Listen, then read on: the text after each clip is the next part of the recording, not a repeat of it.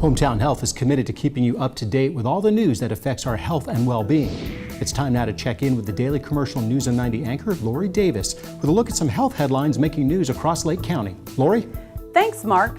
Researchers at AdventHealth will soon start recruiting volunteers for one of the largest federally funded studies on exercise.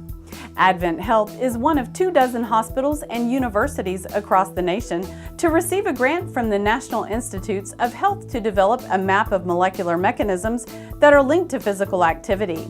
The study will follow a diverse group of participants, including children, older adults, and various racial and ethnic groups, with an equal number of men and women. The Discovery Project will ultimately produce a large database of information that will give researchers the ability to conduct future studies on exercise and its effect on our bodies. Flu season is in full swing, and the Florida Health Department reports flu activity levels are about the same as they were this time last year. However, don't let your guard down just yet. Health officials say heightened activity is expected in the coming weeks, and people who have not yet been vaccinated should do so as soon as possible.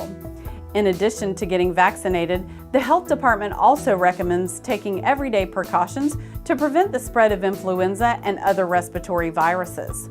Wash your hands often with soap and water, or if soap is not available, use an alcohol-based sanitizer.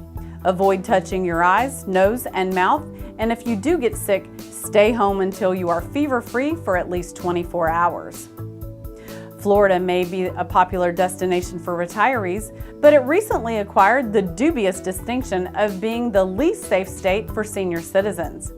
A new study compiled by theseniorlist.com looked at the 50 states and the District of Columbia to determine the risk for people aged 65 and over in 5 categories: fraud, monthly housing costs, the percentage of those living in poverty, violent injury death rate, and the number living alone. Florida ranked 51 on that list. Wondering which states were the safest for seniors? Pack your winter coat. Topping the list were Iowa, followed by Nebraska, South Dakota, Minnesota, and Utah. Back to you in the studio, Mark. Thanks so much, Lori. We'll be watching for you on the Daily Commercial News on 90 on Lake Sumter TV.